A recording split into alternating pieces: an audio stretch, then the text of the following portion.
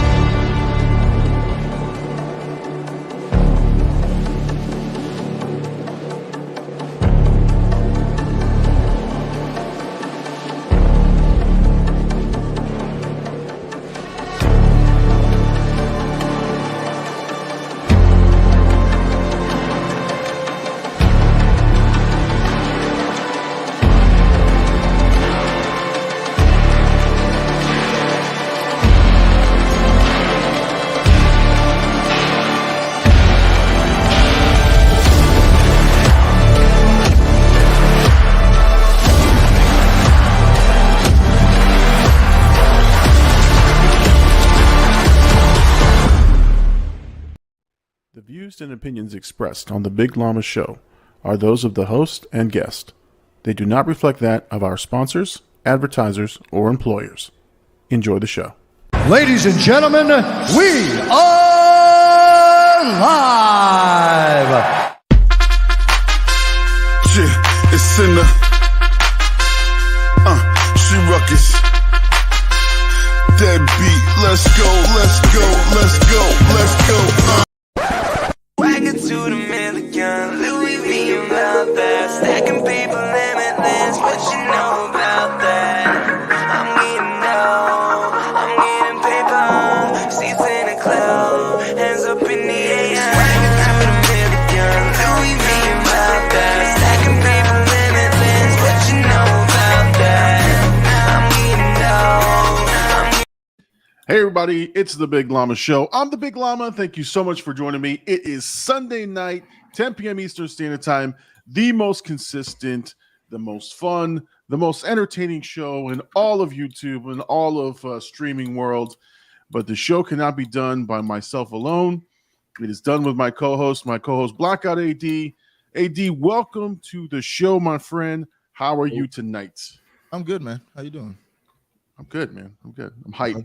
Another week. We got clickety clack over here. Yeah, he's over there clicking. you got to mute. You can hear that? Yeah, we can hear that. It's clear as day, bro. Trying to fix everything. But anyways, yeah, another week, episode 67. I'm excited, man. Always look forward to our Sunday night escapades. It's gonna be fun. It's gonna be fun. We got a lot to talk about. D23 Expo was this last weekend, and from the reviews, people hated it. People hated what happened, and we want to talk about all the different things that happened. So we're going to focus heavily on that. So chat, if you guys want to join in, let us know what you liked about D23, what you heard, what you're excited about, because we're going to talk about it. So I got a list here of all the things that they announced. So we'll go through the list, and we'll talk through it as well. Joining us as always tonight, along with myself and AD, our producer extraordinaire, Big Poppy's there, little junior llama or medium-sized llama. He's got like 16 different names. Man of many aliases. Keep growing. The man with the bum leg. That's what we're calling you now tonight. Oh. Peg leg. Peg leg. There you go. Again, I got That's what we needed. That's what we needed. All right, so guys, everyone, please, it's interactive. Make sure you're hitting us up in the chat. Yes, sir. Ask questions. We'll be happy to read them off. Thank you, everybody, for joining us. We're excited. Let's go through the chat a little bit before we get started. We had, let's see, Big Homie hit us up first. He said, Yes, hashtag Llama Nation, hashtag Blackout. Let's fucking go. Let's go. Exactly. John Gillen hit us up. Our boy John. Said, yo, what's up? Hashtag road to 5,000. Hey, man. Every week there's 20. Every week there's 20. So that's the, I feel good about that. 20 extra subs every week, man. I just listen, man. I'm happy to get just one a week, but that's awesome. Let's see. Jay Birdie's in the house, right? Let's go. Bing bong. Birdman's here. All right, man. Welcome, Birdie. That boy's in the motherland. Oh, he's not Africa. He's not Africa. Where is Birdie? He's in NY out there. Lollygag. Nice. I wish I was out there. Nice. Isabella is chiming in. Yo, let's go. I've not heard of Isabella. Have you heard of Isabella? I welcome to the show, Isabella. Thank you so much for joining us. Hope you enjoy the show tonight. Gabe is in the building, right? Yes, Gabe's sir. telling us you're R2R. Me and him have been having some good cousin bonding over late night gaming lately. It's been a good time, man. Well, that's good. That's good. All right. So Isabella, welcome. She's brand new. So welcome to the show. Make her feel loved, chat, and make sure you ask your questions. Guys, if you're liking this, make sure you like and subscribe to the channel. That's how you support the channel. If you're listening to us on the podcast, make sure you give us a review on the podcast. And if you're watching this on the Twitch stream, with Blackout AD's Twitch stream, make sure you follow and subscribe to his channel. Please, let's try to get a hype train going for his Twitch stream tonight. That'll be fun. That's never happened on the stream, but that I feel like when that happens, that'll be dope. We're gonna have to monitor it from all different angles for sure. Let's see. We have Ace, right? Ace is in the building. Yo, Ace, how you doing? Isabella says she's glad to be here. She's a new subscriber. Okay, we welcome that. Welcome. Thank you so much. Yeah. Again, ask your questions away, Isabella, whatever you got on your mind. And Jay Birdie says, Gabe, you will never replace me, just a placeholder. Okay. He's letting us know the late night spot's still reserved. For sure. You can't replace the guy in the title, though. You know, it's late night with AD or Jay Birdie, or Jay Birdie AD, whoever's better that night. That's right. That's right. For sure. I mean, it's the GOGs, right? You can't replace those guys. Oh, here we go. Super chat. We're getting requests for hashtag take the hoodie off, and that's for AD. Nope. And then we've got another. Oh, we got another one. Oh, hey, average size llama, a haircut. Oh, you don't need more than $4.99. Yeah, I'll still take it. That pays for the tip. Expensive. It pays for the tip. That's funny. No, for sure. Yeah, he went. Jay Birdie says he went to New York to get his inner Goomba. All right, GOG. For sure. And Gabe says he's not replacing anyone. He's just grinding. Yeah, okay. He's getting better. He's pulling off plays. His teamwork's getting better. He gets so scared when he sees somebody. He's kind of. I feel like how probably Llama is too. Like, he sees somebody on the screen. He's like, oh, what do I do now? Nah, man, trust me. It's been fun gaming with you guys on and off. So I'm enjoying that. I'm trying to get my stream up, my Twitch stream. I'm trying to look for a wire all week long to get my my PlayStation on the screen, but I'll get up and running. I'm having a little bit of fun with it. So lots of fun. All right, let's jump right into it, man. Let's get right into D23. Right. Let's just get right in, unless you got something else, man. I was going to talk about you a little bit, but we go ahead, man. What you got for me? Oh, yeah. This guy went, yo, I forgot what day it was, but it was the day that the Queen died. First thing I see is Llama, R.I.P. Queen Elizabeth. Like, bro, this guy does anything for interaction on Twitter. This guy's thirsty. And then I see today, it's just funny to see your interactions on Twitter, because I'm sure beforehand you weren't that socially or like on social media like that. At least I followed you on Facebook, but I never seen it like that. But like now I see you like engaging with people, tagging everybody, like going with whatever topic of the day. I see you on there. I'm like, it's funny to me because it's just, I want to make fun of you, but also it's dope because you're actually like getting out there with the social media. But I just thought that was hilarious. No, listen, I am learning to be more engaging on social media, because I used to keep it at just my own topic or my own thing. And I'm like, there's a lot of shit happening. A lot of people talking about different topics. So I try to get in there and jump in there. But something backfired on me. And I'm glad you brought this up, because we can talk about it just briefly before we get into the D23. I tagged Edgar Wright, which is the director of Shaun of the Dead, which is the reaction I did. I tagged him, Simon Pegg, and Nick Frost, which are the two main actors and the director of the movie. Mind you, it was cleared. YouTube cleared it, like, completely. Like, there was no copyright issues, nothing at all. I went to Twitter and I posted it and I tagged them. Within 15 minutes of the Twitter post, I got an official from one of the movie distributors tagged my video. Now, I don't know if Edgar Wright watched it or not, but I'm sure it's like somebody in his camp was like, dude, they're showing our movie out there without getting any money for it. and I got hit with a copyright for that, and I disputed it. But yeah, within 15 minutes that I tagged those guys on my reaction, I got hit with a copyright. Money, man. They're gonna get their money. Yeah, exactly. I mean, it was funny. It was funny as hell. I disputed and I won. So whatever money I made, I get to keep. So that was a good thing. So but I'm trying to, honestly, I feel that got confident about my stuff that I'm like, I'm tagging the people who make it because I want them to watch it. I want them to see it.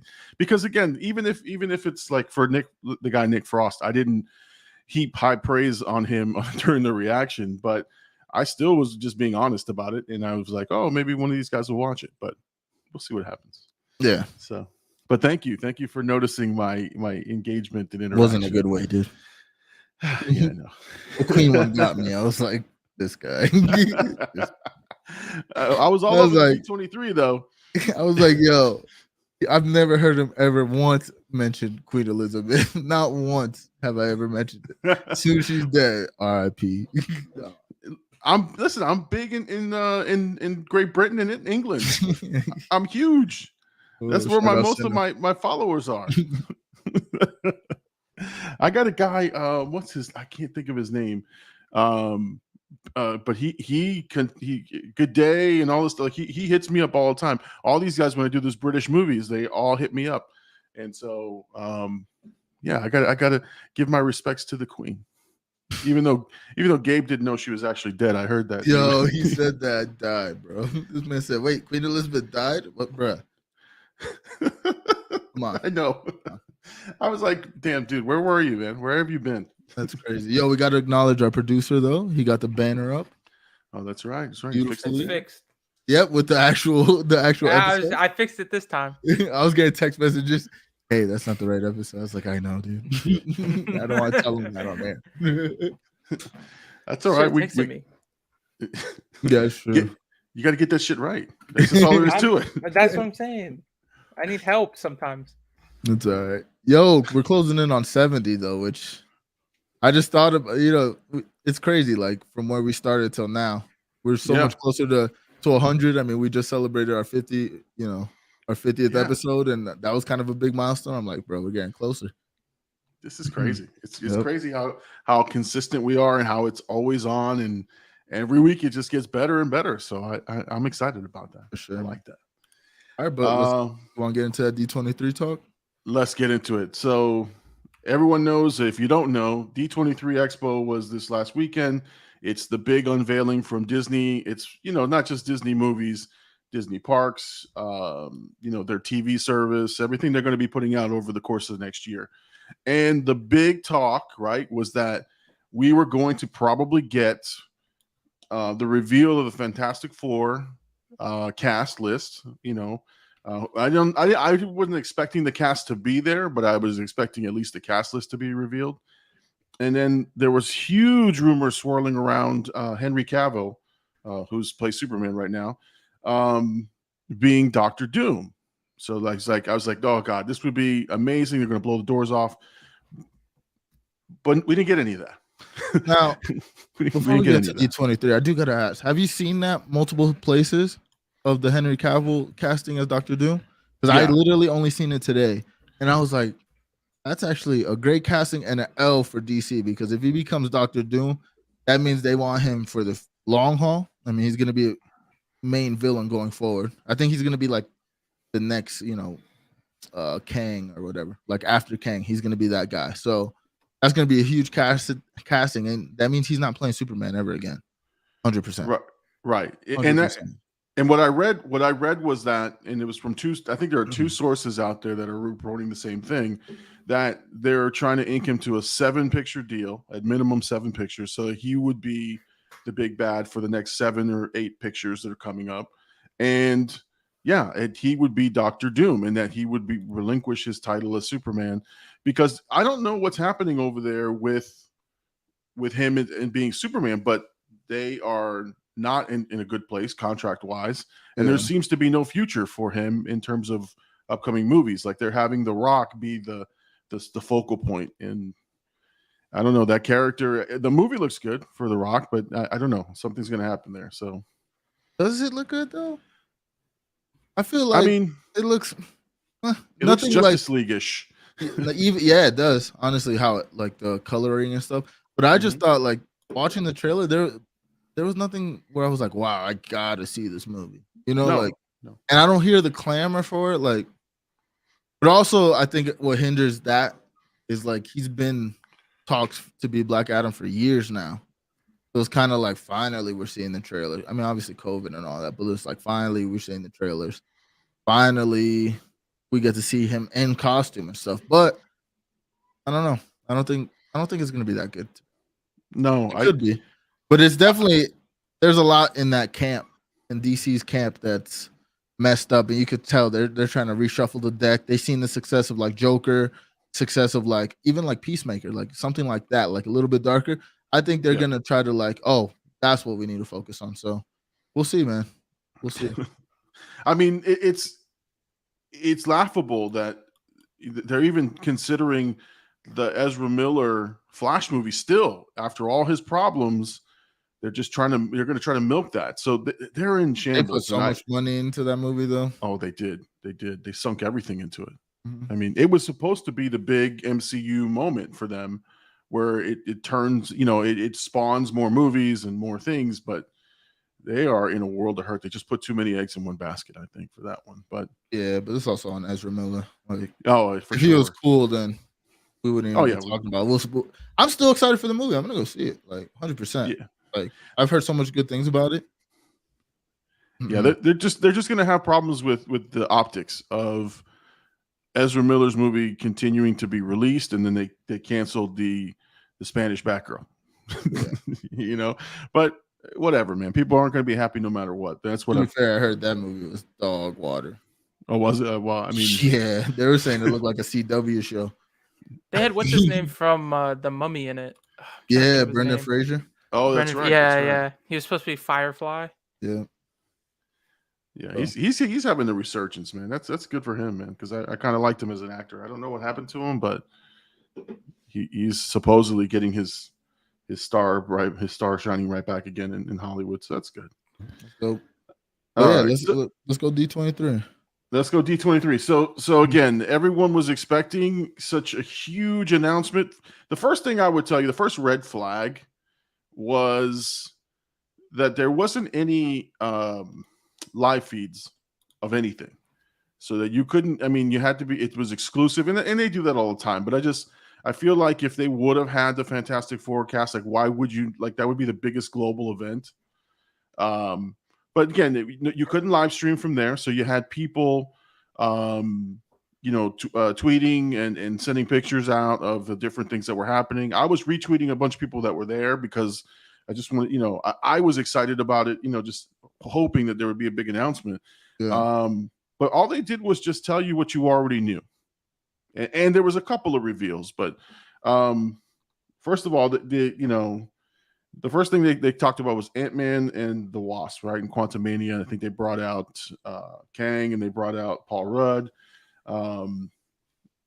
Jonathan Majors. They brought everybody out, and they showed, I think, some new footage, but nothing too spectacular. Although they said that they showed the same trailer that they showed at Comic-Con, but with like an extended part where he was actually interacting with Kang.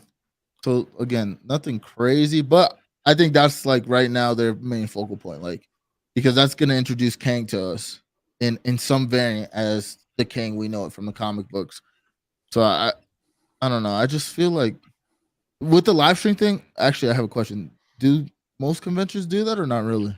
Some do. Some will allow some people to either or they have exclusives. Like sometimes they'll have like Star Wars for a long time would have an exclusive stream of people who are pre-show, during the show, and then giving updates as the things get announced. But they didn't have anything. They didn't allow anybody except unless you were there. I was watching a couple of reactors and a couple of media members were really pissed off because they couldn't get in. They spent all this money to go there and they couldn't get into the actual convention or to the expo.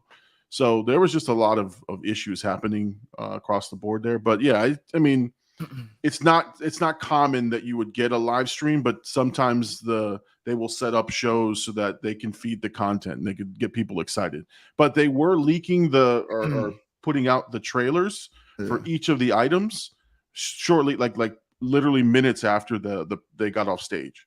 So, like, for example, I think there was a trailer for a couple of the Disney shows, and the minute they stopped talking about it, everyone's Twitter feed blew up with a brand new trailer. So they were at least doing that, which is what, which was good. But so again, there was nothing new there. So people were just, I guess, the excitement was building.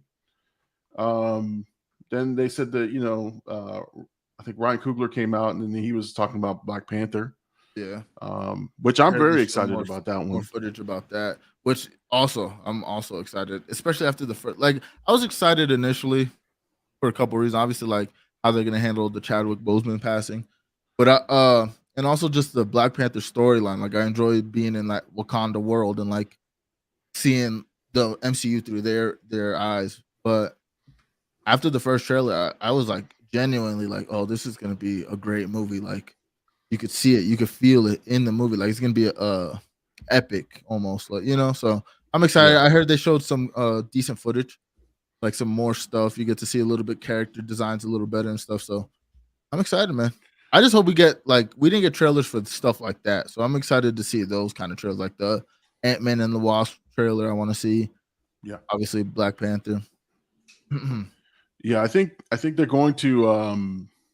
I think they're going to be releasing those trailers pretty soon. I think people want to, are clamoring for them. But again, good to see that's continuing to move on. You're right. Black Panther looks like it's going to be fucking epic. It looks like it's going to be the big movie that we want, and the story looks like it's a good story. Like, it doesn't seem like forced. But in terms of what I've seen on the trailers and what people are describing the movie, now you're the guy who reads the leaks and the. Have you heard anything spectacular about it? No, I haven't heard any leaks. I haven't heard any leaks for Ant-Man yet or Black Panther, but those usually come within like a month out of the movie being released, and like more people get to see it. Then you'll start seeing like random like Reddit threads and people making videos. But I haven't seen any like major leaks on anything really in quite a while. So they're keeping it tucked, and I think that's why they didn't do like a live stream, or they kept it so limited, because one thing Marvel thrives and prides themselves on is how secret and how like hidden they keep a lot of stuff. Because even though we get leaks months, like Thor, I've seen leaks for like probably like 2-3 months before the movie came out. But there was, and even Multiverse of Madness, I was talking about that for a couple months of like leaks and like characters that were supposed to be in there. But even all that, like, some things were wrong and some things were off. So it's like, they're really good at like switching. I mean, I'm pretty sure they're filming different scenes, so they're showing in different theaters where they're really keeping the main plot of like what the masses will see under tuck. So they don't give too much away, because people are good. They get a little knowledge. I mean, you see like new rock stars and people like that who break these things down and like all these Easter eggs. And it's like, bro, you gotta know Marvel from top to bottom to pick up these Easter eggs, and these people are doing it with like the slightest information. You see a little trailer, they'll start breaking things down. It's like, yeah. So you gotta keep it quiet. Yeah, it's dangerous to just put out a trailer and have like a key piece of information on that trailer, because somebody's going to figure out what that is. So no, but so far, again, Black Panther looks epic, like you said. I agree. I think that's going to be a great one to watch, and it's coming out when November, right? November 11th. I don't know the date off the hand, but it sounds good. Yeah, I think it's November 11th in the theaters. But yeah, no, for sure, man. I'm excited about that one. Then you had Captain America, which, again, people had to be reminded that Captain America is not Chris Evans. It is Anthony Mackie. So, is that going to be a series? No, that's a movie. That's a movie? Yeah, it's a whole movie. Nice. Yeah. Nice. But it's 2 years from now. I think it's May 2024. So I'm excited for that too. Yeah. Because Anthony Mackie, I think, good actor, like, deserves to give his best shot at being Captain America. And obviously we had Chris Evans for so long. So it's like, it's dope to now see like MCU switching characters in the same roles, because now that's going to set a precedent for anybody. I mean, we're going to get the new Iron Man in the Black Panther movie, in Ironheart. So Yeah. it's like we're gonna start seeing like these characters monikers switch off, and that's gonna be dope. I think the movie is gonna be, Captain America is very like a political style thing. So I think it's gonna hit a lot of different things that we normally wouldn't see from like an actual Captain America movie, or we haven't seen. So I'm excited. I'm definitely excited. But 2 years out, that's kind of a long time. So we're not gonna see a trailer until like year and a half, maybe. Or No, even I think hear anything about it. I think they're starting principal photographies like soon, or they've already just started it. So it's in production, but it's not out yet. So yeah. Early stages. And then there wasn't much to report on that. Other than the surprise was that Bucky wasn't included in that panel. So people were like, "Where's Bucky? Where's Bucky?" And there was a reveal for him later, but he's not going to be part of this movie, I guess, or he's not a big part of the movie because he's going to be busy doing other stuff, which is the Thunderbolts. Yep. Which I thought that was probably one of the most exciting pieces. Again, given what we were able to see, that seemed to be the one exciting piece of good information that we got, was that this Thunderbolts movie is coming out, and then they gave you the entire lineup of the Thunderbolts, which was great. I bet you they just did that because they weren't ready to do the Fantastic Four thing. So they're like, just give them the Thunderbolts, like whatever. Because I mean, to be honest, most people kind of knew the lineup. Besides, they thought Abomination would be in it, and he's not. Right. So that was the only one where I seen like, oh, that's who I thought was gonna be in it, wasn't. And Bucky being in it, I was surprised. I was like, oh, that makes sense though, because one, it's good for the Captain America movie because now you get Anthony Mackie to really be Captain America without the aid of Bucky. Because like, though the Captain America show was about him becoming Cap and all that, I felt like Bucky was there as like the crutch, like to lead people, like, oh, this is still the same dynamic a little bit, So it's going to be good for the Captain America thing and just for Bucky's character going forward, because long history in the comic books, like it'll be dope to see him in something other than the Captain America project. Yeah. I mean, and again, you're right. Anthony Mackie needs his chance to just be the character, have his own development, and not have to rely on the cameo or Bucky being, but the other thing too is he's, Bucky's a super soldier, so he's got the powers, and Anthony Mackie does not. So I'm going to be interested to see how that develops. I have a feeling they're going to give him the super soldier serum because it's, I don't know, it's going to be tough unless he's like a full Iron Man type Cap, Yeah, I see more of that route where they just give him really high tech and maybe like somehow give him super strength in terms of like the tech itself. Like maybe when he doesn't have it, he's a little bit more vulnerable, and he still got the shield, so it's not like he's totally in danger. True. But yeah, it'll be interesting to see how they take that. But with the Thunderbolts, did they give us like any information about story or plot or anything like that? Well, it's Julia Louis-Dreyfus, which is the girl who's been showing up at the end of all these phase movies, picking up these like beat up characters. So you got Wyatt Russell, which I know is I always call him the fake Captain America. Oh man, I forgot his name. I forgot what his agent. Character. Oh, the agent. Then you got Florence Pugh. USS agent. Yes.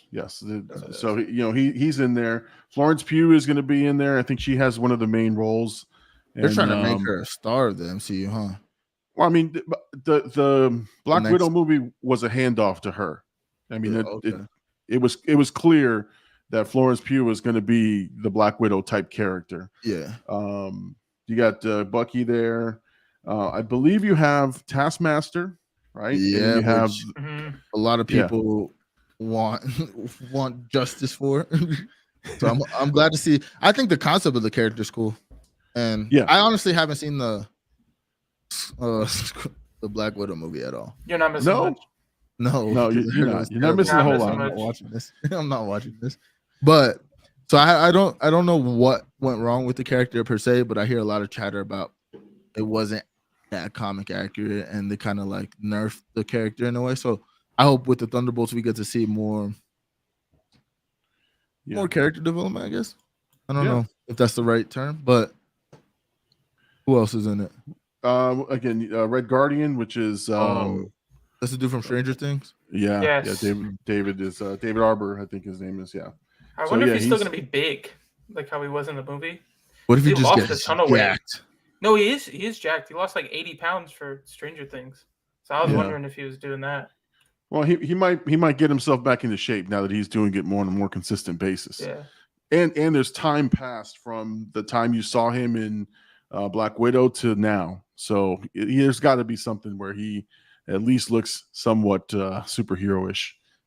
And I mean, realistically, the Black Widow movie got made even way before that. So he was probably like in transition of like maybe they're like, in a couple of years we'll get you brolic anyways, So it makes sense. Like that'd be dope. For sure. And I think Is Bucky the lead? You think Bucky's gonna be the leader of the Thunderbolts? I think it's going to be Red Florence Guardian. Pugh and Bucky. They're going to be the two leads, and then you've got everybody else just kind of playing support. And then they got the Ghost Lady from Ant-Man, Ant-Man. Ant-Man and the Wasp. So Who are they gonna you kill know- off first? Let's make a prediction. Taskmaster. They're just gonna do that. Yeah, right. Imagine They're just gonna do that just to This is gonna hate be a it. talk. Yeah. The guys, look, here's Taskmaster. She's dead. All right, let's go. Gone. See ya. All right. That's probably what's going to happen. But so is it? I don't know anything about the Thunderbolts other than they brought this team together. So is it sort of like their version of the Suicide Squad? Yeah, or like the anti-Avengers. Yeah, I mean, listen, it was exciting. It was exciting. I am looking forward to that one because of the characters. I enjoy 2 or 3 of those characters, and I want to see them in kind of blend together. So But when you think it's about it exciting. too, it's not necessarily like Suicide Squad because I feel like the DC version of it, they're all just really evil. Besides, like in the movies itself, it's like Idris Elba, and like towards the end, he starts getting like a little bit of feelings towards what he's doing, and then like Will Smith, the same. Like Will Smith had like kind of like a code, but everybody else is kind of just like pure villains. Yeah, I feel like with the Thunderbolts, it's more like They all have like issues. they're not They have, like like, terribly problems that make bad. them Like I mean, think about bad. Bucky. Like he's been good this whole time. So like, unless he gets controlled again, and that's how they get him to join. But I think they might let him just be him, and he chooses to join because he probably believes in it or whatnot. But it might not be necessarily the right thing. They're like a little bit ambiguous. They're not like terrible people though. So I kind of find that a little bit more interesting because if they're all kind of like, in the middle, it'll be dope to see like what their dynamics and who kind of wants to go with like the darker side. We'll see. It's going to be good. I want to hear what the plot's going to be and like who they're facing off or what their mission will be. yeah. I mean, they're just castaway characters right now, and they're all being picked up. And so, yeah, it's going to be interesting, with the exception of Bucky. I'm wondering how he ends up.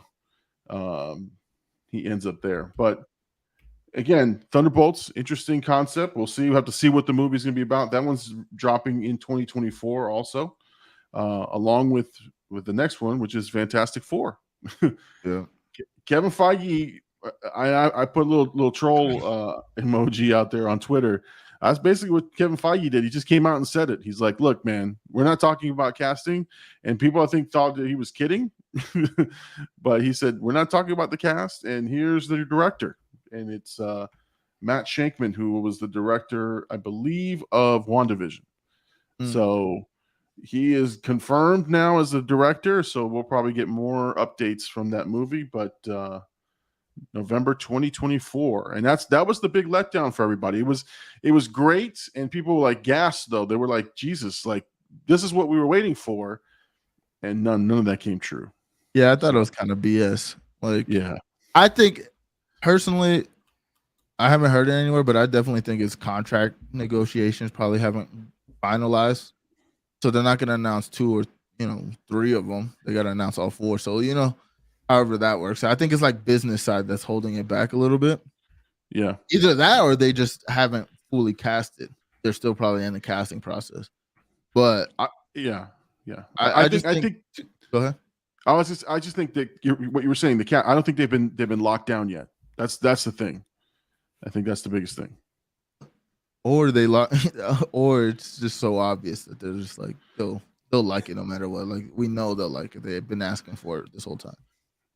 But yeah, No. I was let down. So like I've been gaming hella lately, past week. So I've been waking up kind of late. So I was expecting to wake up to like new trailers of like Ant-Man or whatever, like extended trailers or official trailers, whatnot.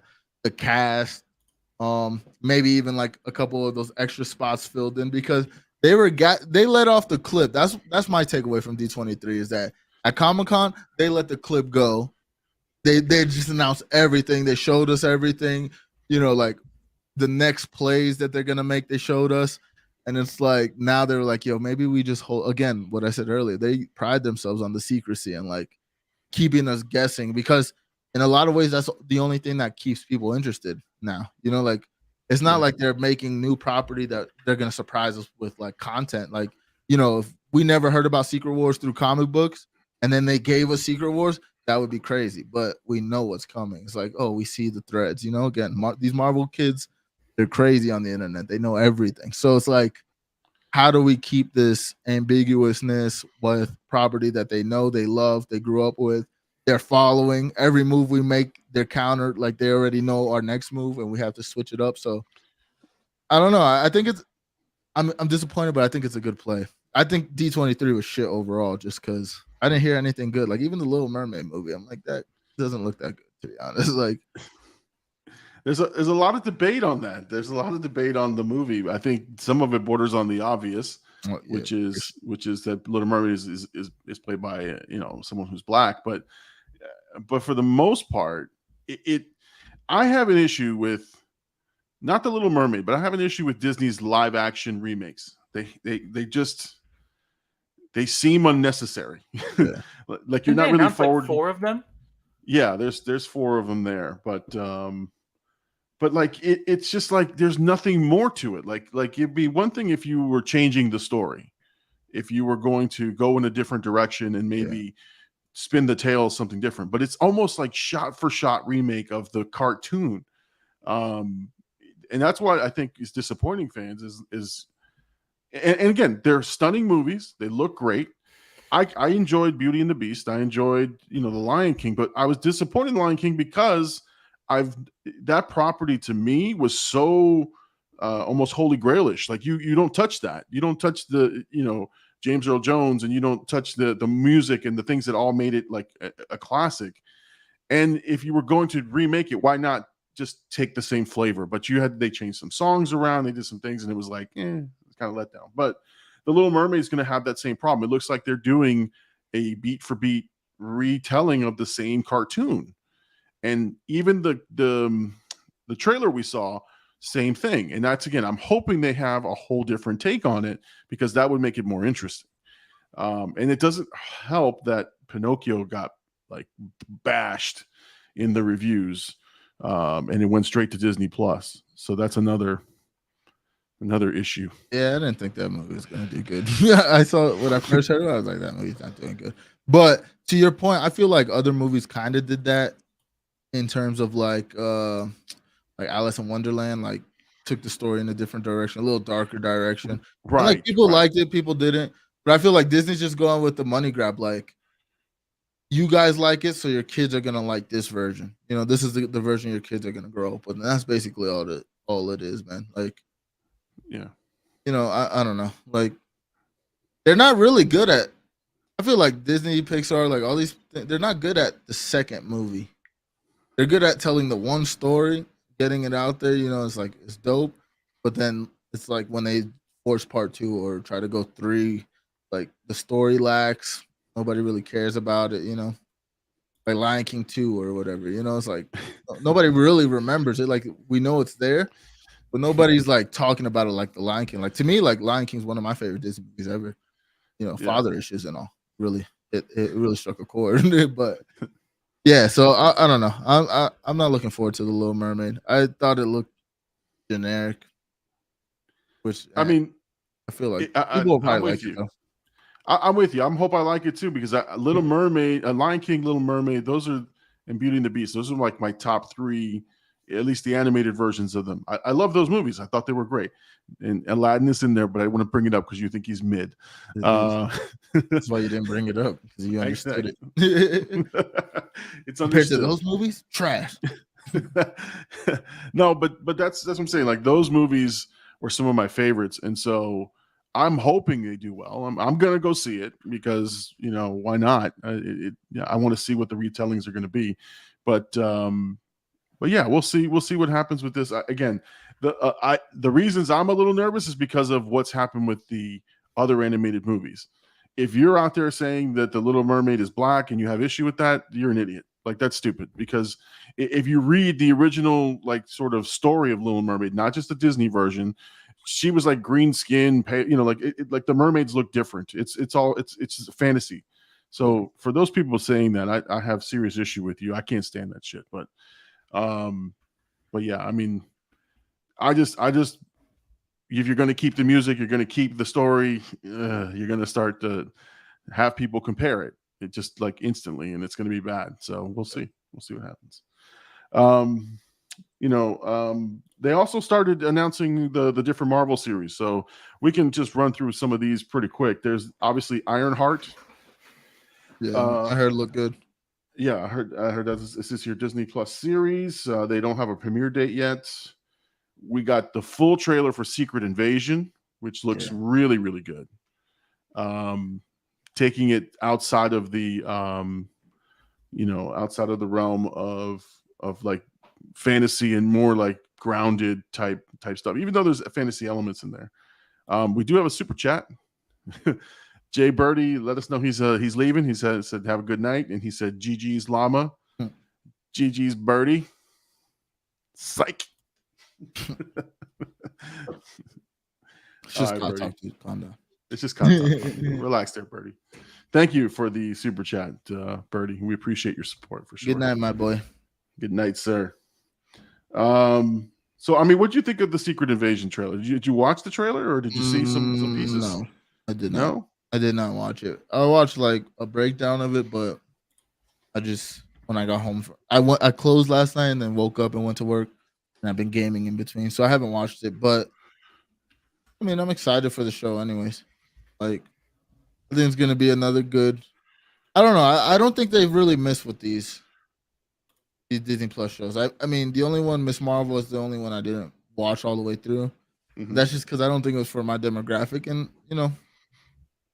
I think the rest of the shows are written well. They're good, so I'm excited for it. I'm excited to see Nick Fury in all his glory and what goes down there. So we'll see, man. Yeah, and did you like the trailer? Yeah, like I said, it's like a spy thriller. It has espionage. It looks good. It looks like it's really grounded. So, and Nick Fury goes from looking like a hobo to the Nick Fury we know through the course of the trailer. So I'm sure there's a transformation or character arc for him in the series. And there's I think Emilia Clarke, which was from Game of Thrones. She's going to be in that show. I forgot the other lady's name. There's another high profile actress who got added to the cast as well. So it looks like it's going to be pretty good. But again, James Bondish type, I feel like it's going to be a better version of Agents of S.H.I.E.L.D. Yeah. That's okay. That's kind of what I got the feel of for sure. Armor Wars was announced. There wasn't anything that they showed, and it says it takes place directly after the Avengers Kang Dynasty movie. And so it'll follow Don Cheadle's character, Colonel James Rhodes or Rhodey. Is it Rhodey or Rhodes? I think it's Rhodes. Yeah. It'd be his standalone series. So that's good. They announced Loki, right? Loki season 2. Yeah. And then they added I can't say this guy's name, but Data from the No, it's not no, it's not. It's the guy, the kid from Indiana Jones and from the Goonies. Ke-Huy Quan, I think his name is. But he's now popping up everywhere. But he's going to be in Loki season 2, and which is exciting. And I think Tom Hiddleston came out. I don't believe they showed anything. I think they showed like a trailer. Did they show like some footage? Yeah. Yeah, it's like a little trailer. Yeah, it was interesting. They had, I mean, again, these are things that we, someone put in the chat, Nosferatu. Yeah. I'm never going to escape that. That's a T-shirt waiting to happen for sure. So we had Echo. They revealed some things of Echo. Daredevil got a lot of hype because Vincent D'Onofrio was there, and I guess in the footage they showed him with an eye patch, so we know he survived the gunshot at the end of what was it, a Hawkeye series. Hawkeye. Yeah. So I'm interested in that one because honestly, and you said you've seen the Daredevil show, right? I have not. I'm going to go back and watch it. But because I don't even know this guy, this Charlie Cox guy. I don't even know. What I heard it's honestly good. that the first couple seasons I've watched a certain season. I forgot which one. I think it's the second one, but I've watched a certain season like 4 or 5 times because it's so good. I mean, it's one of the best Marvel properties to ever exist. I think personally, like I love the storyline, how dark it is, how close to the comic it is, but it also lives in its own world.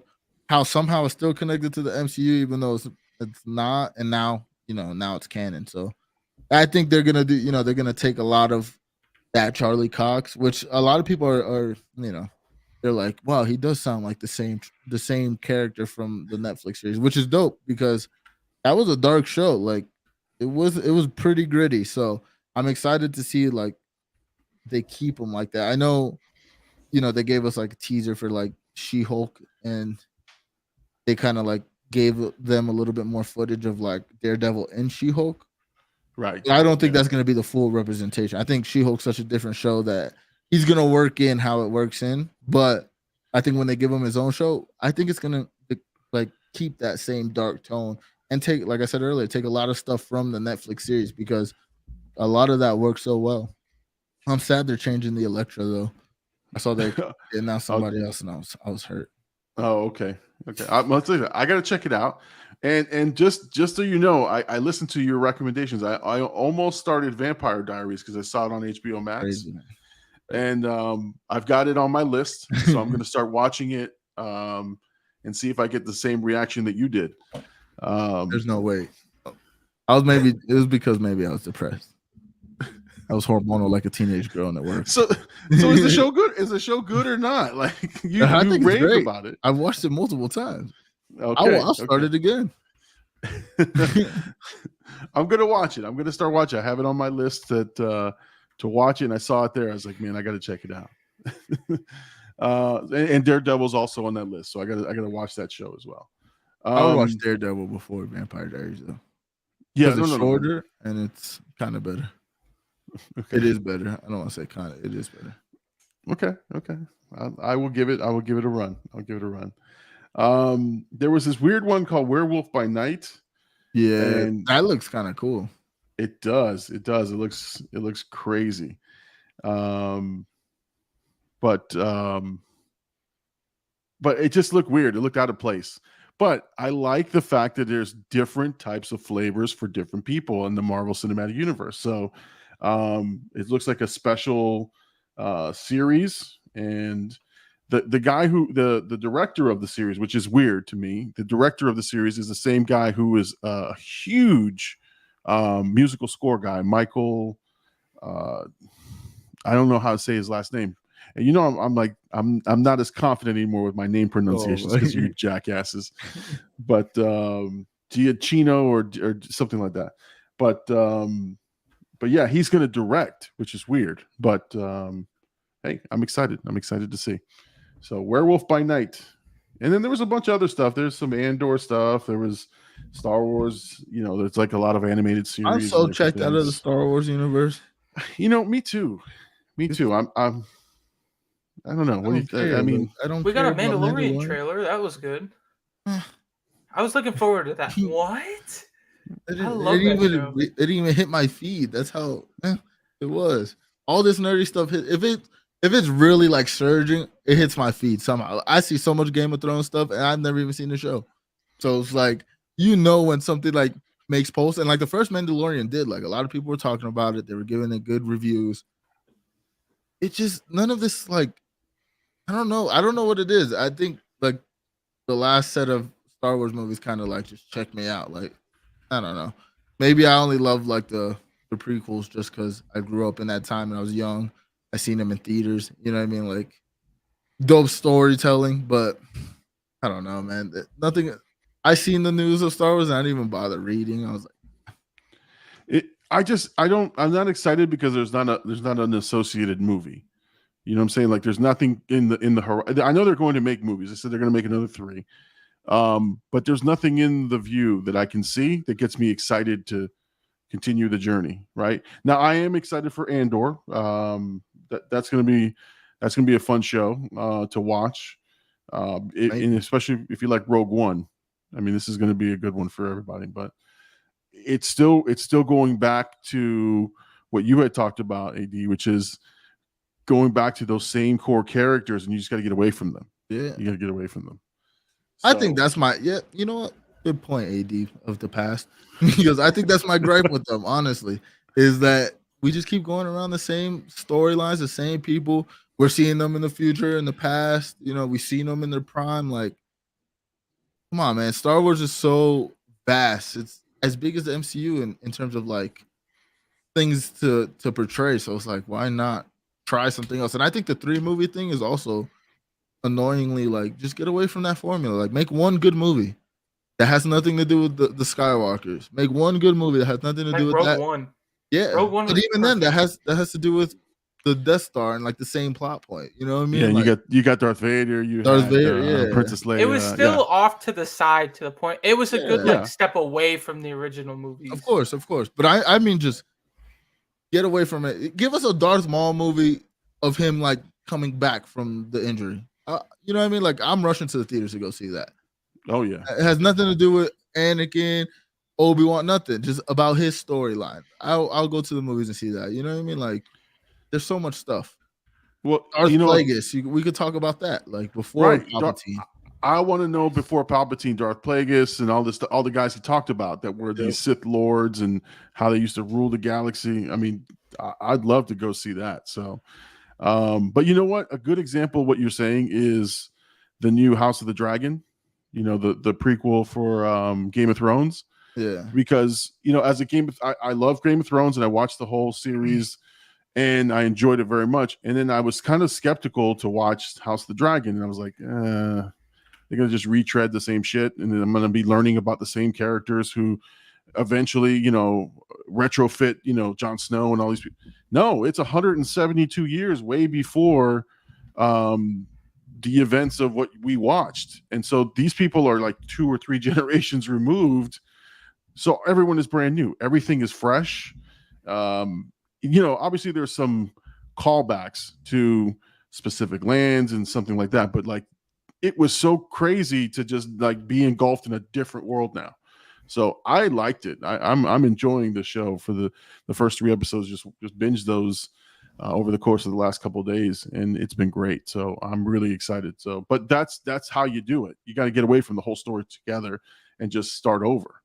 And I think those callbacks and stuff like that are good for the casuals that like watch it. It's like, oh yeah, I do remember that, or you know, it's a good conversation starter. But I think to captivate new audience, you have to give us deep, compelling stories. And it's like, and not just stories, but lore. Like, I think people love lore. Like, you see with the MCU, like what the MCU started, now everything has a universe. And because people gravitate towards, like, it's the same thing with like Vampire Diaries, right? Like, they do their spin-offs, and it's like, I love being in that world. And when they do it right, that's a different story. You know what I mean? Like, it's hard, I think, with like those kind of properties where you're writing beforehand and you're like building these characters to be certain things. It's very hard. Like, I'm watching one of the Power shows where it's like 50 Cent's character in Power. Oh, it's like him as a kid. And I think they're doing a good job. And I was thinking about it while I was watching. I was like, it's got to be hard to like make this kid who's like way different, you know, and like drag him along the path and show us why Kanan became Kanan at the end, and like why he was so ruthless. And it's like the kid started out so humble, and you see that change. I'm like, I'm excited. The writing's good. They're leading this kid. The acting is good, so the kid is good too. He has a lot of like Kanan like how do you say, like Kanan like attributes. So it's like they're doing a good job, but it's got to be super hard. I think when it's done right, people are captivated towards the world building. You know, like with all these things. And that's like I said, that's my gripe with Star Wars. Like the world building's not there. You're just giving us the same storylines, and yeah, you're trying to do it. These. I think that's why the Obi-Wan show failed.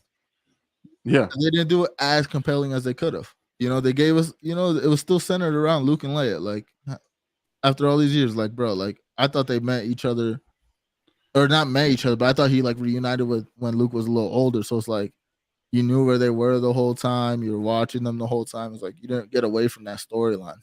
Right. And I told you there was just no stakes. There was like you knew exactly what's going on.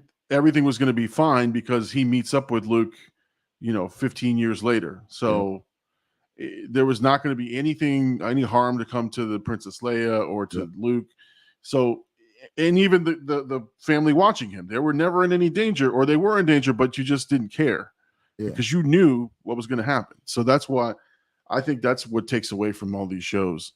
But yeah, no, I mean, you got some, listen, they're trying to build stuff on these shows and the prequels, and some of it's great, some of it isn't. Again, I'm excited again for the Game of Thrones stuff. Is really, really good. But we'll see what happens. Now, I want to talk to the chat. I know chat, you guys have been busy in there, and I want to say thank you guys for all, chiming in. We're going to check on the chat after we finish our topics. We're going to go right in. We'll see if there's anything in there you guys had questions. But, thank you guys for being with us and for participating. We enjoy the chat for sure. All right, man. You want to talk about She-Hulk? Yeah, good episode. Great episode. Great. It was good. The show's good, but I think it could be way better. I think there's like little things they could do in the writing and the storytelling to make the show a little bit tighter, if you will. Still good, like good episode. I laughed. Like I enjoy Wongers. Wongers. I thought that was hilarious. I even like I thought I was gonna get, because I heard, I watched spoilers before, so I heard about the character beforehand. I kind of thought I was gonna go and like think she's annoying, but like even at the end, like the post credit scene, like had me dying. I was like, wow, that's like actually well written, well acted, because she like her maneuver, like she really playing the character well. But as far as like She-Hulk and stuff, I enjoyed like the contrast of like Jen, Jen accepting the She-Hulk role in her dating life, but I enjoyed the contrast of like what her life is like changed, like with the dating and like just normal day stuff, and even like how it's changing in like the law. Like I think we're gonna get that, how do you say, like the case of a week kind of thing. I think that's gonna be like what it is going forward. Yeah, but I enjoy that style, and I think it works for the show. I think the fourth wall breaking is super dope, so I'm excited about the show. I'm kind of sad it's like, again, with all these shows, they're so short. It's like 8 episodes. Like I would like to see like a 13, 14, but we're always gonna say that like I want more. So like, exactly. I mean, I thought it was great because it was just entertaining. It was fun, and that's what I enjoyed about it. Was kind of the whole premise of is should the magic be have laws around it and stuff like that. I think that was pretty funny. The fact that this magician guy has the the special the ring to for the portals, it just made it funny. It's like, what if it got into the wrong hands? I think the most Sex in the City part was her whole dating app scene and the whole dating montage that she did. I think that was great. That was executed well, and it's funny because it's like when, all right, so she takes the guy home and obviously is lifting the guy, and they took care of business, and which is funny, first MCU character to kind of take care of business in part of the show. But I like the fact that she was herself. She was Jen, and the guy was like, I'll see you later. Which is hysterical, but all part of and then they acknowledge it. Like they acknowledge how ridiculous it is. Like listen, it's cliche. He's a good looking doctor. Got it. Like, like they check the box and say, we get it. You're going to think this is ridiculous, and it's okay. Yeah. But it was fun. And then, the Madison with the 2 N's and a Y, but not where you think it is. that was and the way she kept calling them wongers was hysterical. I mean, again, I had fun. I smiled throughout the episode. I thought it was interesting, and yeah, I like the procedural format. Problem, issue gets resolved by the end of the episode, and we move on. You know what it felt like now that I'm thinking about it, because it had like the same it was like a Saturday morning cartoon, really, like truly, like yeah. It was like a normal day life scenario. Then you had like what they do for their like main thing and like how it interferes with their like superhero thing. Then you have like the fight where she's fighting off the demons and stuff, and then it just ends. You know what I mean? I think kind of last week had this. I felt like last week was similar, but there was just a lot more because there was 2 cases, and then you had like the fight scene and whatnot. But I felt like the one case, like it was just like cut and dry. Like her dating life, the one case, trying to get the demons into the portal, and the show, you know, and then like the Titania build up. Like I thought that was like a good structure, and now that I think about it, it really did feel like a Saturday morning cartoon. Yeah, and it worked. It worked. Yeah. It was fun, and it like I said, I am going to it not fully invested in terms of my brain. I'm not like, oh, where's the next link? You know, oh, I need to watch, you know, the new Rockstars breakdown. I don't really care anymore. I don't care about the Rockstars breakdown. I would just want to watch the show and enjoy it, and it's it. I'm excited about next week. So, you know, again, I like the show. I think it's fun. Still getting hate on the internet, but I think they're over it. I think they're over it for sure. All right, so She-Hulk, what else you got? Any more thoughts on that? Or it can be better though. I don't want to make it seem like this is such a great show. I mean, great in terms of like, it's not, to me, it's like 3 or 4. It's 4. But I like Loki, WandaVision. Me personally, I like Moon Knight 3rd, and then probably this one, and then Hawkeye probably. So it's like, I think if we get another season, I think there's things they can like tighten up on it. Maybe get other writers in there, and then like maybe I don't know. I think it will hit a little different with like certain little cleaning up of the character of everything. But I think like She-Hulk herself, perfect casting, and I think like what they're trying to execute is super dope. So I'm excited. I mean, we still got what, like 4 or 5 episodes left. Yeah. So, and the question would be: is she going to be in the MCU, like in a movie? I don't know that I want to see her in a movie. I don't know. If she's in a cameo, that'd be fun. But I don't know. I would like it. I would like it for like. I mean, she's gonna be in like Secret Wars for sure. Yeah, I think they're gonna pick the most likable characters to bring the Secret Wars. That's how I think they're gonna do it. Like they're putting all these characters out, new characters that, you know, people really don't necessarily. I mean, not a lot of people knew about She-Hulk like this deeply, especially. You know, so it's like, I think with Secret Wars, they're gonna see what works the most, and then they'll bring her in. I think her character overall, and like think about the banter between her and Deadpool, and then both of them breaking the fourth wall and being like, "Wait, you can do that too?" You know, like that would be a dope dynamic. So I think like you kind of have to bring her at some point. Like you said, maybe a cameo that's like a short little adventure throughout a movie or something. But I don't know if she'll be like a part of the Avengers. Maybe. I mean, no, they're very clear making her a lawyer. Like that's what she wants. And I think they're it's too serious. Like when the stakes are high and it's way too serious, you bring in comic relief, and it's fine if she's there for a couple of, you know, scenes, right? But I don't see her being the like leader of the group that's going to go kill whatever the big baddie is or whatever. I don't know. Yeah. But again, it's fun, and that's what that's what it's for. It's entertainment and fun, and I enjoy it. I enjoy She-Hulk.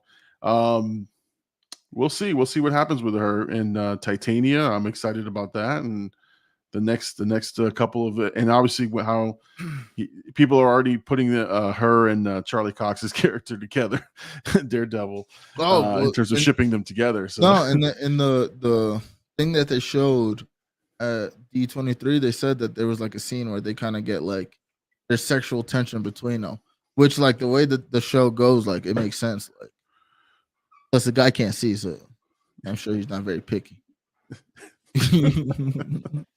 Is that opinion or facts? I don't know, dude. I mean, just think about your situation. You could be like, you know what? Whatever. No, I can't see anyways. Yeah. Does it feel all right? You're very muscular, She-Hulk. Exactly. Well, also I think I could see him liking Jen, and that's her thing. Like she wants somebody to like view her. I think that's what the friend does so well. Like even the parent or the dad character. I feel like the Yeah. mom was kind of just like a little Yeah. on the side, but the dad character, like they're talking to Jen, and then Yeah. She-Hulk. But everybody else is looking at her as She-Hulk. Yeah, there's a lot of things in there that they're not answering. Like who were those people trying to get her blood, right? Yeah. So there's things that they're leaving wide open, which is good. They can maybe bring it around at the end of the episodes. But again, I'm excited. I like the show. I really do. All right. The chat has been popping off a little bit on the different topics that we've talked about. So, producer extraordinaire, do you want to highlight any of these that you saw? Let's see. I know a lot of people were Let me try talking. to find a different one. The group, yeah, that one. Yeah, watch Vampire Diaries. We can make it a watch party. Totally. Yeah, for That's sure. constant gold. Let's do that. It's so good. Then you can watch the originals. Okay. Which is better, but which is what I say, like the tightening up of like what's good about a show is what they did with the originals. And I think now that a lot of things that we're talking about is like it's like especially for like She-Hulk, it's like small little things that I think would make the show amazing because like it's getting good reception too. Yeah. Even like the Game of Thrones, I'm hearing a lot of. I've never seen Game of Thrones, but I still kind of like keep up just because I want to know what like people are talking about. But like I'm hearing good things about this new series itself as well, and I'm like they're taking the best parts of like what Game of Thrones was and probably like sharpening it a little bit. Oh yeah. So just to give you an example of because I've seen them both, right? So now what the first one did so well was the world building, like set up the Westeros and set up all these different houses and all these things that happen.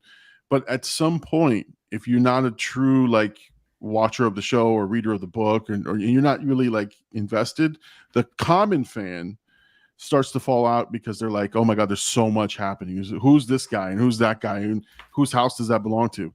What they did in this one is they focused on one house, which is House Targaryen. And that's all you're focused on is the throne that sits in that house.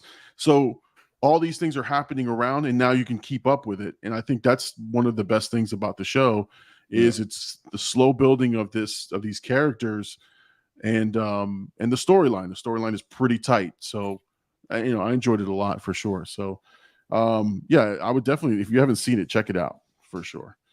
Someone had said there, Harvey Birdman, Attorney at Law, is sort of similar to, that's Funsky 40. Welcome, Funsky. Yeah, I think that's what She-Hulk is. I don't think it's mirrored after that, but it's the similar vein, which is it's a cartoon. Here's the issue, here's the problem, and they resolve it. Yeah. Let's see.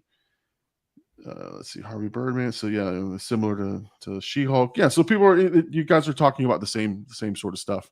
All right. Let me see here. So we had Herc in the chat. So welcome, Herc. Chat Mom is there. Welcome, Chat Mom. Funsky, I see you there. We had Jay Birdie. I'm not closing the show. I'm just acknowledging you guys. Baltimore was there. Thank you. Big Homie's in the building. So thank you for being there. Let's see. We have Gabe, right? Gabe's there with Super Chat. Ace. You guys, thank you so much for joining us on the show. We're not done, but again, I just want to say thank you guys for joining us and for being a part of the show. All right, so AD, so what's on your plans moving forward beyond the show tonight and over the next couple of weeks, man? What do you got going on? Anything? School. I just got school, man. I got like 3 different projects to do this week. So that and then streaming and work. I'm gonna try to stream after. I'm gonna definitely stream after. Okay. Tonight for sure. But I'm gonna try to get a couple hours in on that, and then Tuesday and Wednesday, I think we were talking about doing something with Herc, so that might get done. I'm thinking about streaming that as well if it's cool, Herc, just because it's good content. But yeah, man, that's about it. Like, just trying to grind through the school stuff, bro. That's really all it is. I I like started this music video, and like I'm trying to do it in the perspective of like me streaming and then what the stream sees. So I'm trying to figure that out, and then I gotta edit it, and then some like radio stuff. So I'm excited. Just a grind. It's a lot of work, man. A lot of work to put in. So there's a post Llama stream. There'll be one tonight. For sure. Okay. Hopefully, Roman 2 Raw wants to play with me. He's in the chat. He says he's upset right now. I think his team lost. Yeah.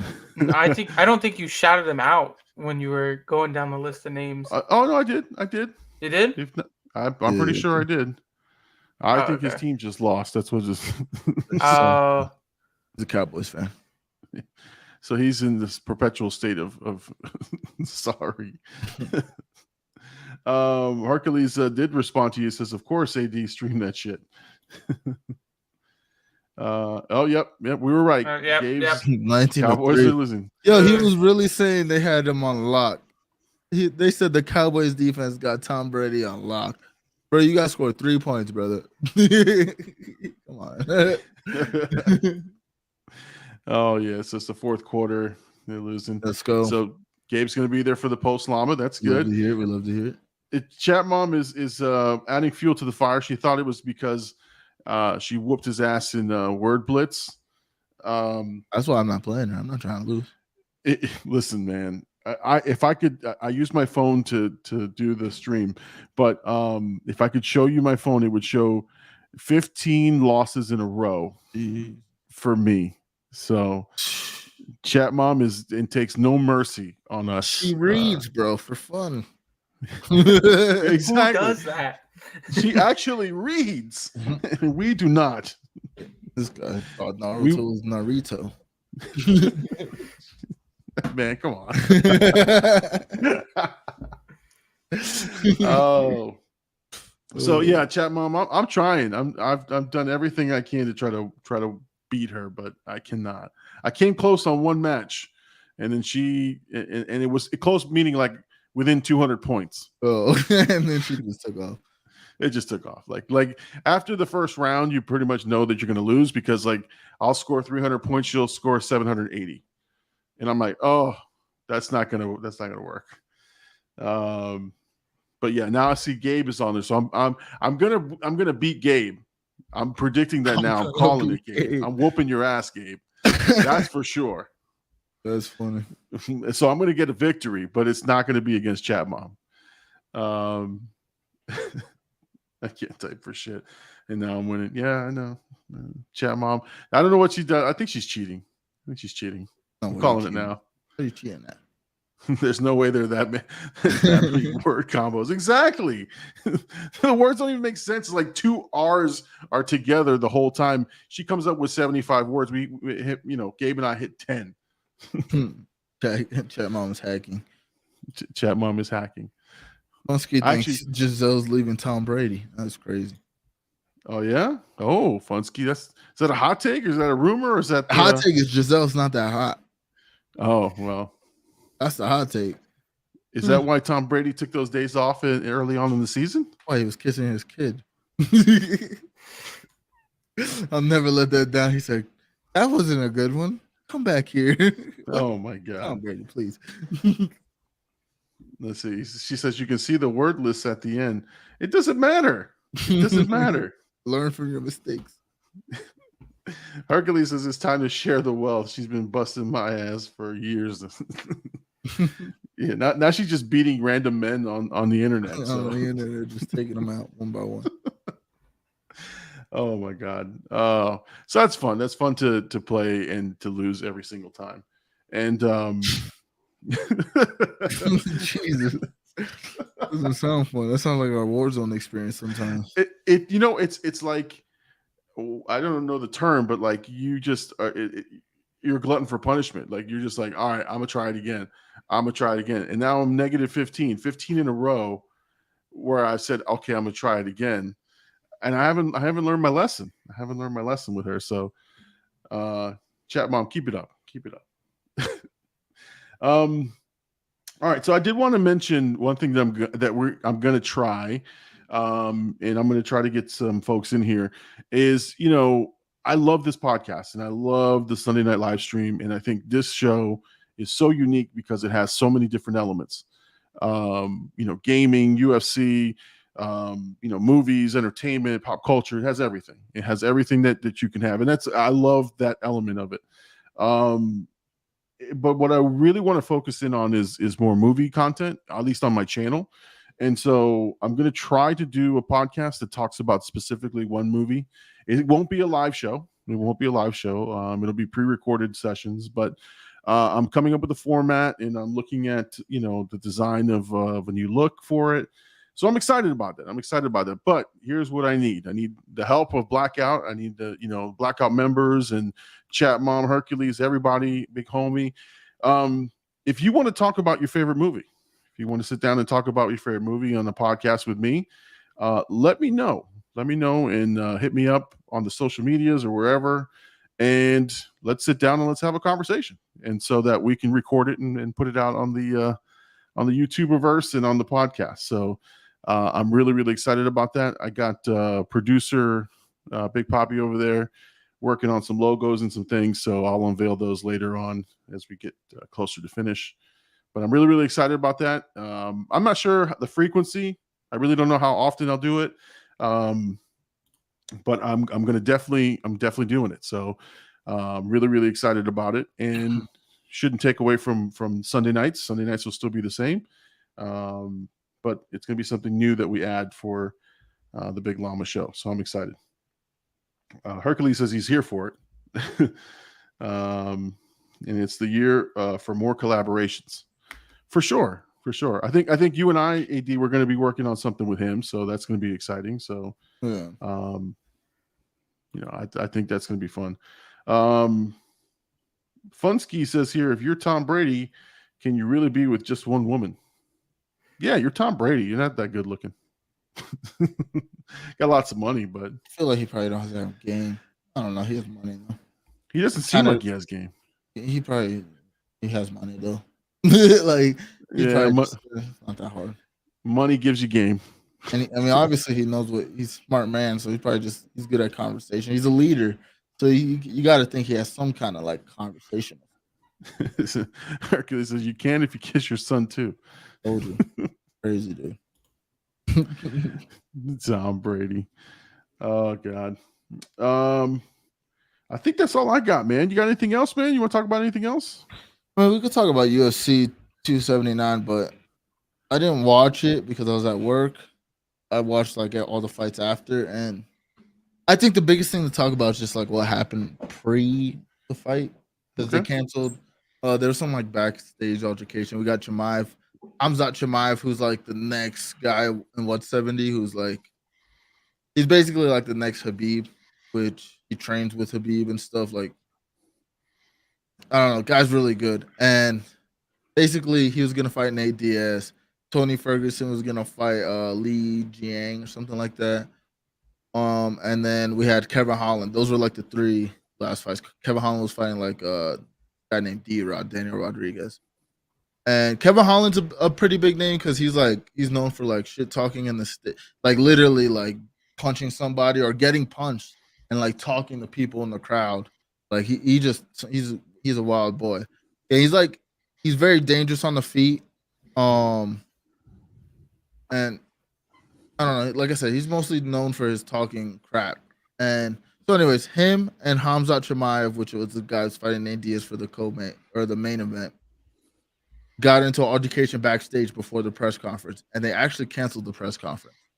Like they're saying like Chimaev had like 30 dudes, Holland had a couple people, Nate Diaz's crew was in it somehow. So there was like a big thing backstage, and they're like, yo, it'd be dangerous if we brought these guys out here. So with that happening, they did, and not only that, then there was Chimaev missed weight by 8 pounds. It was like I heard about that. He missed weight, and they were supposed to fight at 170. Nate Diaz, which I'm glad they didn't end up letting him fight Nate Diaz because he's way bigger, way stronger, and like his strength is wrestling. So he was just gonna do what he did to Kevin Holland. But basically, they switched the fights around because of that. So basically, Tony Ferguson was fighting Nate Diaz for the main event.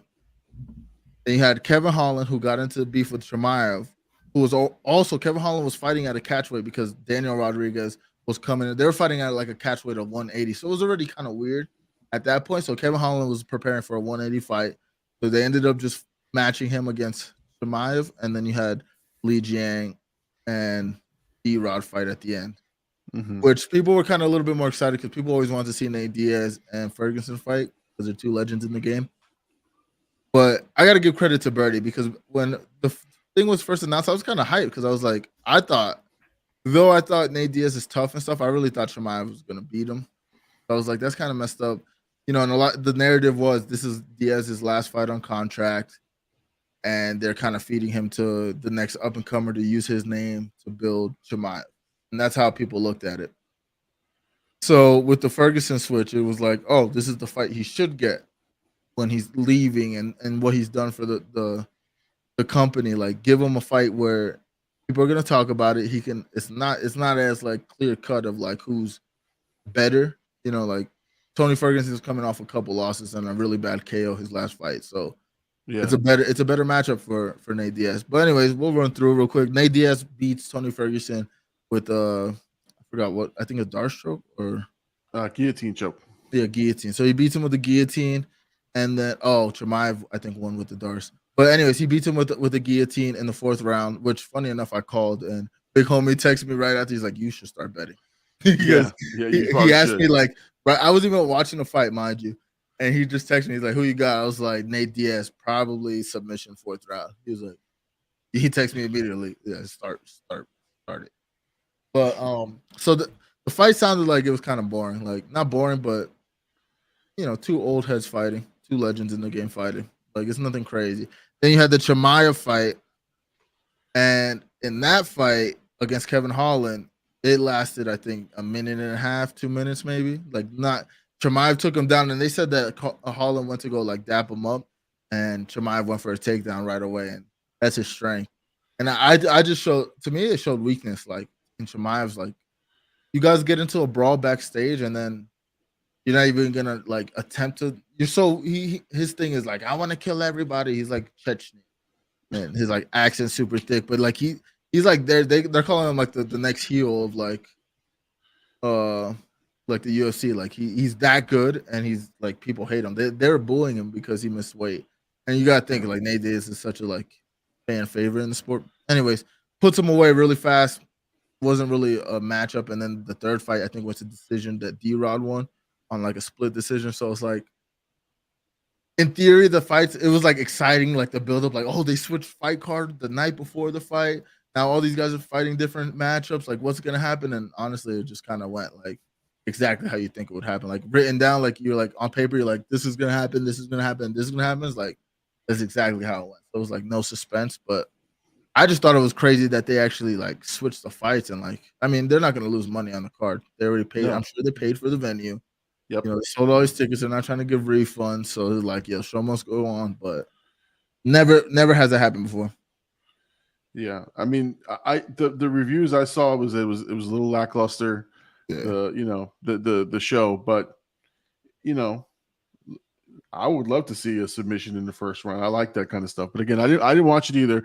And you know, we had a lot of people, or a couple people asking for the fight companion and the wondering where you're gonna have it or not. And so I thought that was cool too. Birdie hit me. He was like, check Discord. And I was like, what? He didn't even send me nothing. So I was like, and I saw the messages like, you guys streaming tonight? I was like, oh yeah. You got people fiending for this stuff, man. They know where to go. It's a good time. It's a good time. And guys, I'm not bullshitting. If you guys love UFC and you love UFC matches and fights, go to AD's Fight Companion or actually go to his Twitch stream and then join in the Discord. And trust me when I tell you, AD breaks it down for you. They talk matches.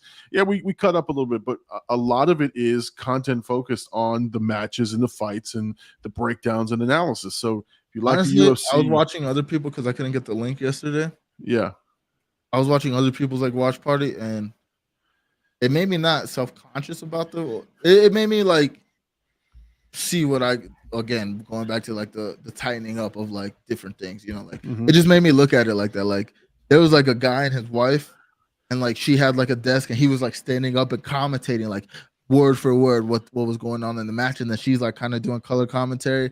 Then they're reading super chats. There was like another guy. One guy said "dick to dick," which I thought was hilarious. He's like, "They're dick to dick right now." I was like, "Oh no," but I was like, "He's watching the stream." Exactly. But, yeah, I was like, I could be better at because I look at it like we're all hanging out, like drinking, probably smoking, doing whatever. Like we're all just watching the fights together as if it was like we were together in one house. That's how I felt like it was before. But I was like, even though we do talk a lot about the UFC thing, I think we can make a little bit more points to like have conversations about it. Like, you know what I mean? Like in between the fights or even after the fight, like have a couple people stay on after and like really break down the fights a little bit. Like I keep telling you guys, like I need to get into UFC content somehow. And, watching different watch parties was like, oh yeah, next watch party, I'm going to be a little bit more attentive to like the fights, breaking it down even more than I do, and like make sure like some of the conversation is because we go off the rails too, so like in between fights. Now, if it's like a super good fight though, I think we're mostly all locked in and like there's never not a time we're talking about something and somebody gets knocked out. We're usually like locked in the fight. So, just a little it was dope to see somebody asking for it. I was like, let's go. It was. I got the message on my alert. It's the message on Discord, and I'm like, what? and I was like, oh, that's right. He's not streaming the fight tonight. So that was interesting. Funsky has a comment there for you. He says he's excited for UFC 280 in Abu Dhabi. He's watching it in a movie theater. Oh, that's crazy. Yeah. So are there special screenings? I guess I don't know anything about that. No, I've never heard of that. That's kind of nuts. That's like the old school pay-per-view. WWF used to do that. They used to have to go to a location and pay for the ticket. Why don't they do that more? I know. I mean, that's like a watch party environment for sure. So, Funsky, man, let us know. One big theater, and we're gonna hold watch parties for the UFC. I mean, you can rent theaters out now and do all kinds of stuff. Oh yeah, I know, and it's not that expensive. I mean, it's expensive, but it's not that expensive to where like I wouldn't do it for like a special movie. Like, I mean, I don't want nobody in here, bro. Well, a couple of reactors have rented out movie theaters, and they've done they've done the reaction in the theater. Obviously, it's all rented out because they got the lights and everything. But yeah, that's exciting. I'd like to do that, but that'd be like a special episode. Yeah. Oh, this is all Regal theaters are showing it. And it's $25 a ticket. Do you have a Regal nearby? Probably. I don't go there. I'm an AMC guy myself. I'm brand loyal, AMC all the way. Hercules says that he did that for a kid's birthday party. He says he rented a movie and they wanted to watch, and they had the whole place to themselves. Nice. Yeah. Blackout party at the movies. For real. But Hercules, bring the birthday balloons and cake for us. I actually I'm not jokingly, but this is a goal of mine, and it's weird. There's a movie theater down the street. I want to buy it. I actually want to buy the theater, and I'm seriously considering like thinking about like what does it take to buy like a franchise or a theater. Mm-hmm.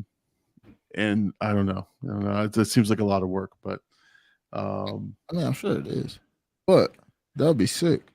Yeah, man, that's what I'm saying. You just have to be have an inventive mind to think. Okay, other than selling the movies, you would have to make content out of it. Yeah, you know what I mean. Like if there's multiple theaters, throw one as a content room, and then like a couple theaters still, and then make content out of it. Because if they know you own a theater, like that's good. Like people are gonna want to come. Eventually, people are like, "Let's go to Big Llama's theater," and they'll go watch. Yeah, let's go watch Secret Wars in Big Llama's theater. Right, watch parties, all kinds of stuff that you can do, events. But for me, like I said, I honestly, I know a lot of them. You have to just like apply for a franchise, and then you have to pay for the land and the building and everything. But I don't know. There's some things I'll look into, but I don't know, man. That's like the big dream. And if it's attainable, I'll try it, man. But if not, like, I don't know, man. That'd be great. That'd be great. So, yeah, Hercules says # bring back Blockbuster. Blockbuster's golden. The smell of Blockbuster was unreal. That's all. That's what I will remember for the most part. Because I could watch the movies anywhere. I could get the same candies and popcorn, but the smell, like the environment, the hopscotch. No, there is a Blockbuster smell. It's weird. It's weird that you would say that, because everybody I talk to about, because when you talk about old Blockbuster and stuff like that, that's everyone ever talks about is the smell. You walk in, there's a specific smell of the Blockbuster, and then there was the whole process of picking out movies and shit. And I was the bin guy. I was like watching the bin because I knew the movie I wanted was not there, because it was the new release and I knew it was going to be on the wall. So I stood by the bin and just watched the people dropping off movies as they come in. And I get the movie I wanted, but hey, I see it there. It's right there. Can you get it for me? See all that plastic, cardboard, and stale popcorn. Yeah. That's, and they had those shitty TVs with a movie playing or commercials playing. The kids section always had like some old movie on. Oh yeah, exactly. And then when they started renting out games, that was fun. They had that middle area. I kind of hated that. Those 3 games. It was like so short. It was like I hated renting a game and then having to return it when I didn't beat him. Like, oh. My mom was not the type of person to be like, yeah, rent it again. She'd be like, you just rented that last week. I'm like, but I didn't. I don't care. Get a new one. Oh. No, I would rent it to see if I liked it. Like this, like I would just test it out, and then I'd go buy it. Then I'd go buy the game like shortly thereafter. But this was in the 90s, the early 1900s. And these games were expensive, man. Like, $50-$60 was expensive, man. It's a Hercules. I used to rent the games to trial run them before buying them. Yeah. For sure. So yeah, man, Blockbuster, man. Those are some the old video stores, man. So that was your Friday night, man. That was Friday night after school. 6 o'clock, 7 o'clock, you go to Blockbuster or the local video store, and you pick out your movies for the weekend, and you're at home all weekend long watching movies, eating pizza or whatnot. That's when I could actually stay up and watch a movie. Shit. 7 o'clock, 8, 9 o'clock hits, I'm watching a movie. I'm probably asleep by an hour in if I'm not that interested. But yeah, man. Let's see. Hercules says, I remember when Game Informer used to be sent to the house with those demo discs with all the hottest games. For sure. Game Informer. That's when I used to find my leaks for Pokemon. Is that so? So they you ever have the Nintendo ones, the Nintendo Power and all that stuff? I used to buy the guidebooks with the maps and everything. Oh yeah, I still got some in my closet, which is funny because I haven't played those games in years. But the books they were just dope. It was like yes, I needed this, even though I knew how to play all the games. It was like, especially because I would do it for only Pokemon. I didn't really game that much growing up, like not that much to where I have like that much game. Like, yeah, I remember when this game came. I was just Pokemon. Like I played every Pokemon and that was it. So like I would buy the books, I would beat the game immediately, and then I would read the book and like do all the extra stuff that the book tells me. And then I would go on the internet after I'm done with the book and then figure out more stuff that the book didn't tell me that I needed to know. Listen, you had the internet. I didn't. I just had the book. like Legend of Zelda for the Nintendo. Like when they had that book was the Bible, man. You went and you got it and you had it and it had the maps, had the side missions, and as long as you followed that book, you were successful. Because I'm a terrible player when it comes to those like long games like that you have to complete so many missions and find these different trinkets and whatnot. If I didn't have my checklist, I didn't have my map, the game was terrible. So that's one of the few games I actually finished was Legend of Zelda and Legend of Zelda 2. That's a sad thing. Now that I think about it, I really never finished the game without like some sort of help. I look at everything. Like even COD now, like when the game drops, I'm learning the new movements. I'm like, let me watch a video on how they move, and I'm implementing it from day one. I don't like sit and play with the thing. Even like multiverses, I was just looking up combos that people are already doing. I didn't even like try to look at them. Yeah. I think let's see, Legend of Zelda. I got it for the Grand Theft Auto, the original ones, Grand Theft Auto 3. There's a bunch of games that I had. The only one I beat myself was Castlevania 2, Simon's Quest. That one I figured out by myself. I did look up one or two things when I got stuck, but that was it. Like the rest of it was me. But some good chat here. Let's see. Jane says here, what good feels. Even my shitty dad would bring us every Friday, and we maybe got a candy. He always picked the movies. They were not kid movies. The chance to just walk in the aisles was enough, honestly. That's pretty good. I think Gabe had said, rip the blockbuster gone, but not forgotten. R.I.P. And Funsky says here, Hollywood is in bad shape these days. Too bad we only have one Tom Cruise. And Hercules says, do you guys think that Heaven has all of our favorite childhood places? EB Games, KB Toys, Kmart, Toys R Us, Blockbuster, Hollywood Videos. I would imagine if that's what, where you go and you're supposed to, have your best memories up there. I'd like to spawn in KB Toys. You like to what? I'd like to spawn in on KB Toys and What was your favorite place to go to for video games and stuff, man? Was it Toys R Us or KB Toys? Or Toys R Us, because I would get like weird stuff. Not weird stuff. I would just get like Beyblades and like Yu-Gi-Oh cards. Like honestly, I wasn't a toy person. My childhood died when my dad died. Like seriously, no. Like I know, but seriously, like one of my biggest things with my pops was like he was a super nerd, so he would take me to the toy store. And he like I had like a 3-shelf thing of like characters this big of like Marvel. I had like 4 different Spider-Man, like Iron Man, whole bunch of different Marvel characters, Rogue, Storm, like whole bunch of them. And after he died, like I kind of lost all that stuff, like in what do you call it, like a moving, like when you move, you put them in the locker or whatever. Oh, storage. Yeah, like a storage. So my mom had one, and all my toys were in there, and I lost all my toys. And I kind of after that, I was like, I don't really care to like collect or like get any more toys. So I would get like little things. Yeah. And no, I got a baseball glove and I was excited. That was like the first time I was like, when I got like a custom like blue glove, I was like, oh, this is where life is. No. And I realized that every time you mention your father, I never tell you I'm sorry for your loss. And I honestly I am. I don't know. Like 20 years, dude.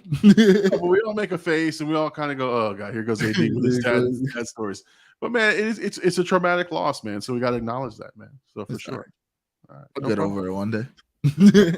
Many years of therapy, I'm sure. Yeah, or just saying it enough on the show. It's all right, man. It's all right. It's part of you. It's part of who you are. Jane says here, I used to go to Zany Brainy and I bought a Lilo and Stitch computer game and I won a trip to Hawaii. Oh, I just found the pic and posted it recently. Wow, look at you. Went to Hawaii? One memory, my dad bought the first, like the game associated with the first X-Men. And it came, this is one memory I do have. It came with the 2 movie tickets to go see the movie, and we went and saw it. Oh, that's X-Men. cool. So I do remember that because it was like a fighting game or something. And they like promoted like the first whatever, had tickets in it. And that's how we went to go see the X-Men movie. That's pretty cool, man. Yeah. That's actually cool. I've never won any contests or anything. I always thought those were scams. I didn't think anybody won those. In your age, definitely. The one that I wanted the most was the Zach and Cody Danibles. I knew you were gonna say that. Oh my God! I swear to God, we probably bought like 10 packs of those. It was like the ones that you like crushed, and it would pop up, and they're like, "Oh, if you get a golden one, you get to meet Zach and Cody." I was like, "Are you kidding me? I want to meet Zach and Cody," and never happened. Everybody on I see it on like Twitter or like Instagram. They're like, did anybody win that sweepstakes to go meet Zach and Cody? Because nobody figured it out. I was so upset. But I was like, I'm surprised that you even went to like Hawaii. Like some of the what is it? They stopped doing it at McDonald's, the Monopoly thing. The Monopoly thing. Oh. Yeah. Well, I feel like nobody ever wins. Someone figured out it was rigged. Mm-hmm. Was it? somebody figured out the formula, and the behind the scenes. There's a whole documentary on it. You guys gotta watch that. It's crazy because I spent so much money on that that nonsense. Bro, they were everywhere. Yeah. When you knew when McDonald's had that game going because you just see the pieces everywhere on the floor. It was literally everywhere, bro. I remember it's like gambling. It was gambling. Really. It was a really bad way of gambling. Yeah, lightweight. Gambling with your health. Eating all those fries and Whopper. I mean, Big Macs and shit. And you're just like, hey, Big Mac's got a carton. It's got 2 on there. Let me get some of those. Let's see. Hercules says here, my mom used to take me and my brother to KB Toys after Sunday Mass and pick out a figure, and we would try to get the latest and greatest Spawn action figures. Okay. I remember seeing Spawn way back in the day, the movie, and not understanding it because I didn't know what comics were, but I watched the movie and I thought this was just really weird. That was one of my favorites. Yeah. I mean, I've appreciated it later, but when I first watched it, I was like, what is this shit? And why is John Leguizamo a clown? But Spawn action figures. Let's see. Chat Mom says, yeah, bro, it was a freaking sweepstakes. We got to go for four days. Honestly, don't remember a single thing about it because trauma brain. I'm sure it was fun. So yeah, no, I've never won a sweepstakes or anything. I've in my day. You can insert your jokes wherever you want. Okay, the contest I would try to win was there was a big Kool-Aid contest. Get the first laser disc. Yes. Yeah. First guy to get a Walkman. The Discman. That's what it was. The Sony Discman.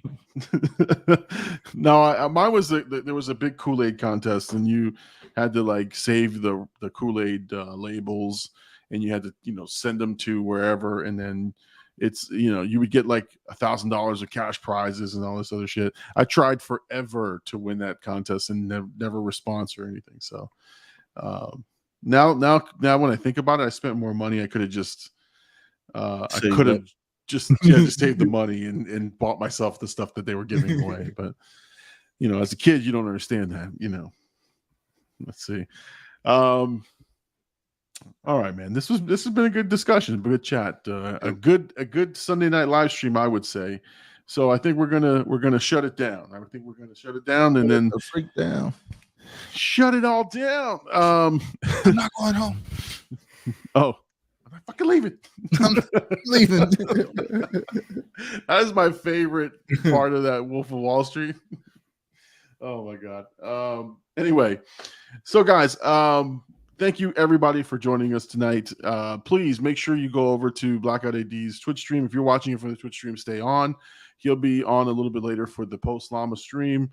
What are you guys doing? Just playing some Call of Duty tonight? The vibes, brother. Are you playing Vanguard? Yes. Okay, I might have to. You have to.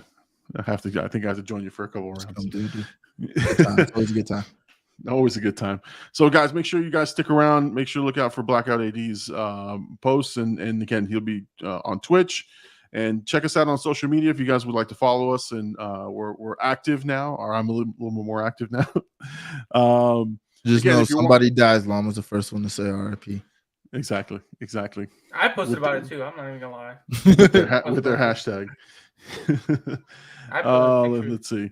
So guys, this week I dropped the Shaun of the Dead. If you'd like to check that out, please, that'd be great. I'll be recording another one. I think the next one is Hot Fuzz. That's the name of the movie. Hey Don Father, how you doing? Hot Fuzz will be recorded this week, and I will try to get it out by the end of the week. And again, if I can get my podcast up and running, the second one, I will have more details on the channel, and I'll be sending out some updates. But working on a couple of things, and we're really excited. Thank you guys, everybody, for joining me. Thank you. This is the Big Llama Show. This is Sunday night live stream. Join us every Sunday night, 10 p.m. Eastern Standard Time. Come back to the most consistent, most entertaining, and most informative show. Make sure you drop a like. Make sure you subscribe to the channel. That's how you support us. If you're listening on the podcast, make sure you leave us a 5-star review and let people know about the show. You guys got anything else before we close out the show? No, I'm good to go. no. All right, I was everybody. thinking of a joke. Yeah. Thank you for joining me. This is the Big Llama Show, Sunday night live stream. Peace out, everybody. Later. Peace out.